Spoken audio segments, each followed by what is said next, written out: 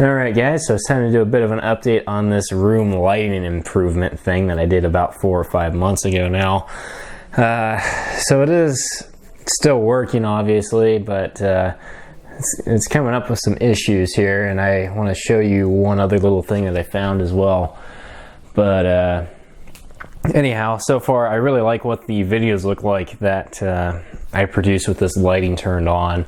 They do look a lot better than they did before, and it is a lot brighter in here with these lights on. Alright, so over here right above the computer setup, which is kind of a mess right now, but anyway, this is right where the power comes up at.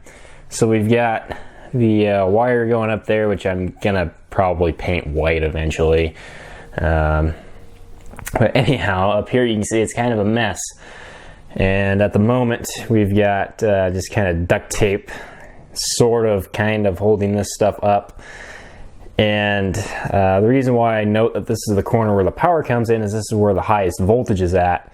And we have the highest voltage here. These things, of course, just have resistors on them, so you end up with the highest amount of current flowing through these LEDs, which also means that you have the most heat over here. And they really do not particularly like that, the adhesive anyway, so you get about back to here or so and it starts to be okay again. And it's all stuck to the ceiling. For the most part it's stuck to the ceiling. There's a part that's sagging there. There might be a couple other parts. Keep in mind here, these walls are textured, so there's not really a whole lot for the adhesive to grip onto. But yeah, there's another spot that's kind of sagging there. And this is around the door frame. That part's sagging a little bit too.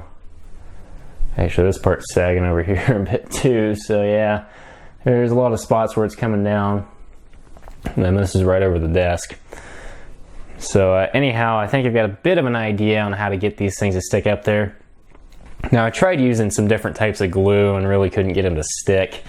It's mostly because it's really hard to get them to stay in place because they're on the ceiling and they naturally want to fall down. So what I'm going to try to do is make some little sort of L brackets with the 3D printer and stick them up into the corner and glue those down, which is hot glue because that sets really fast. It's easy enough to do, and those get hot enough to the point where the hot glue would not actually, or the hot glue would melt and it would still just sag right back down. So I couldn't use that just to directly secure them to the ceiling, unfortunately. That's how I did it on a lot of the spots that aren't right by that power inlet. And the voltage drop on these strips is actually really bad. You only get like maybe 9 or 10 volts toward the end of toward the corners. I actually think going back toward the furthest corner, you only get about maybe 8, 9, something like that. It is noticeably dimmer over there actually. But anyhow, I'm going to go ahead and start working on designing a little L bracket, which I'm going to do it in Fusion 360, and I haven't really used Fusion 360 before, so it might be a bit of an interesting learning experience. Alright, so here we go. This is basically my first time using Fusion 360, so maybe we can learn together, but seems pretty standard. You got the sort of U cube up in the corner and use the middle mouse wheel to drag around, that kind of a thing. Now I've used two programs in the past. I've used 123D Design, which is what I designed all the parts on here, and at school I've used Autodesk Inventor. So this is free for the hobbyist and enthusiast market, I think. You get like a 1 year at a time license or something. It's weird, but it's free. We're just going to sketch a line. And this feels very familiar, very similar to Autodesk Inventor, because you start by choosing the plane that you're going to draw the sketch on. But anyhow, of course 123D Design is like ridiculously simple. So we're going to go ahead and make essentially an L bracket. Obviously you don't need a 3D printer to make an L bracket, but we'll see here.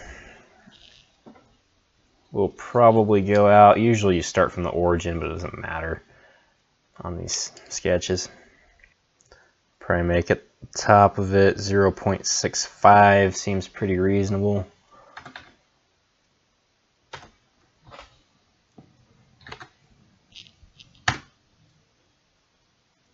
next one will go down from this and make that. You might make that about, say, 9/10 of an inch. That seems reasonable enough. Yep, 9.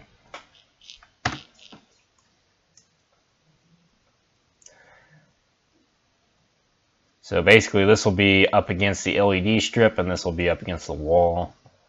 Should do a decent job. We'll make this 0.08, it's probably enough. And we can take this number and add,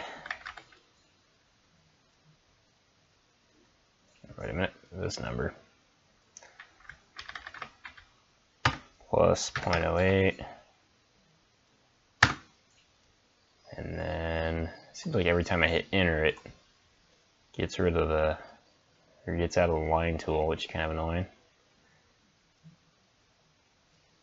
This one will be in line with here, and then we'll close that sketch off.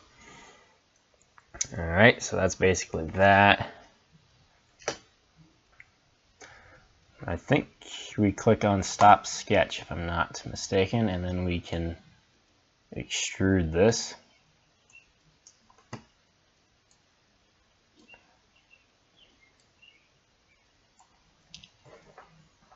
Not sure how thick I want to go here. Obviously it's got to be able to fit between the LEDs though. 1/4 of an inch might be good enough. So yeah, it looks pretty decent. Obviously it just needs to be a little L bracket, but I'll go ahead and do modify or something. I'm not entirely sure what I'm doing here. Or do I need to click on this? Here we go. Fillet. Now right click on the other program is, or right click on 123D Design lets you do the same thing as clicking on this. So I keep right clicking and I keep getting this, which is what Inventor does. But anyway, Fillet, which has a shortcut of F apparently.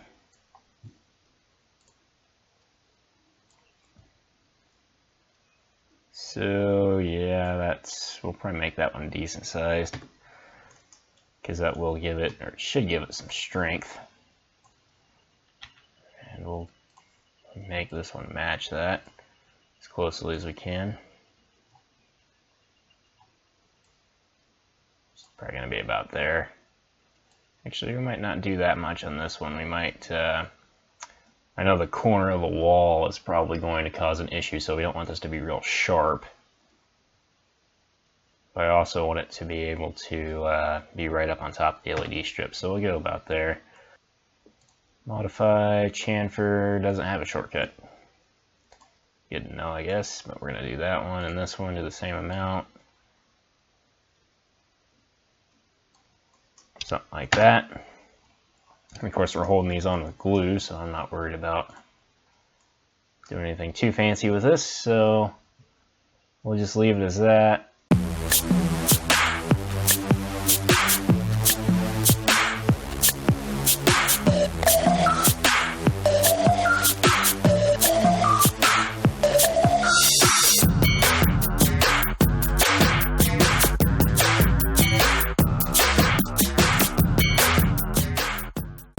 Alright, so it's actually the next day, but I've got these things printed off. I apologize for any extra noise. There's a bit of a thunderstorm going on outside, but anyhow, these I printed them in PLA, and I just let them print straight onto the glass print bed, which it's the first time I actually tried doing that, and it worked okay. I mean, some of these parts are warped kind of badly, like this one, for whatever reason, really warped. It's not really going to matter because these are going to be way up on the ceiling and you won't really see them. So basically these are just going to get glued up into the corner and hopefully hold up the LED strip, and hopefully they won't be too noticeable on the ceiling. I don't think they'll be that bad though. And actually, after printing the 8 of these that I did print, I'm kind of thinking I'm going to end up needing more of them. But that'll be alright because I have a 3D printer and I can just make more. So anyhow, I'm gonna go ahead and get a step stool and start putting these up, and we'll see, and hopefully these will actually stay up there. Alright, so I've got the lithium ion battery pack out. This is one of the main uses that I had for this thing, was plugging in hot glue guns and soldering irons in places where I couldn't, or maybe necessarily didn't want to get an extension cord to. I've got that, and I've also got this step stool here, which has got those 3D printed rubber Ninja Flex feet on it. I apologize for the lighting right now. The room lighting system's off, so it's pretty dark in here, and of course it's raining outside, so I don't have anything coming in through the window. So first order of business, well, actually I think I'll probably just put up those little brackets as I take the tape off, because the tape actually did a reasonable job until it just kind of peeled off there, just real thin strips of duct tape. But anyhow, I'm gonna go ahead and start installing this stuff. Alright, so I got the first 8 of them up there. I actually got the printer warming up again, but they actually look alright up there. That strip still kind of sags a little bit, and it certainly isn't the most pretty thing in the world, but it looks like, anyway, it should get the job done. I'm gonna have to leave them on for a while and make sure that the heat won't affect any of those parts there. I didn't really get them evenly spaced out either, I just kind of threw them up there. But let me go ahead and print 10 more of them off, and we're going to continue. We're going to fix this side. I might get a couple of the other spots that are sagging too with these things, and that will hopefully fix the lighting issues. Now, one more thing I wanted to point out here, one little quirk in this LED strip that I got anyway. If you remember that original video, I had a big capacitor across these things, so when I shut them off they glow for a little bit, but you'll notice 2 over here glow really brightly.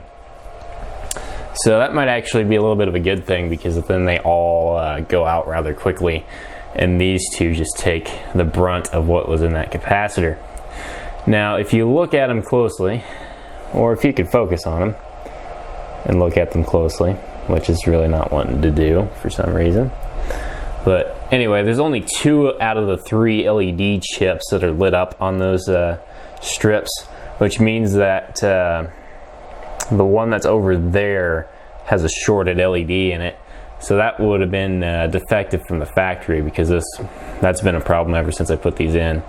So yeah, we've got one dud LED, and I'll go ahead and show you what these LEDs look like, so that hopefully makes more sense. I'll get one down here and we'll look at it a little bit closer. Alright, so if we look really closely at one of these LEDs here, you can see there's actually 3 individual dots of light here, and I've got these really dim, by the way, right now. They're running off of like a 9-volt battery through a resistor, so they're barely putting out any light.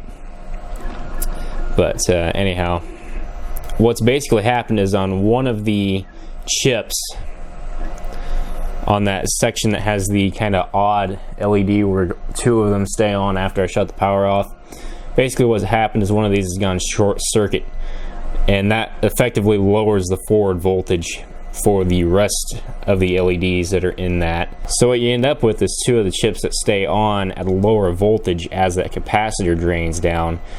So anyway, just a little interesting observation there. Not too important, but that, I would imagine that those LEDs would have a little bit of a higher chance of dying faster than the rest of them, but I guess we'll see what happens. Alright, so those are the little plastic L brackets put into place. Should be good enough to hold those up, hopefully. Still some hot glue strings on them, but yeah, it's pretty much done. That will fix up the problem area. I tried to print 10 of them off the second time, but unfortunately 2 of them didn't really stick to the bed too well, and I actually ended the print early, but I decided that those pieces were still wide enough to be able to be used, so no real problems there. I'll probably put these little brackets on Thingiverse, because somebody else might have this problem and want to use this type of a solution. And I don't think it looks too bad. The white plastic and the white walls just kind of blend into each other, especially with the lights on. You can shut the lights off too and show you how much dimmer it gets in here. But anyhow, you shut the lights off. Still not really all that noticeable, so it's a lot better looking than the duct tape for sure. Also, one other note is that power supply that I repaired for this thing, that's still working just fine. Haven't had any issues with it. So anyhow, that's about it for now, guys. Bye.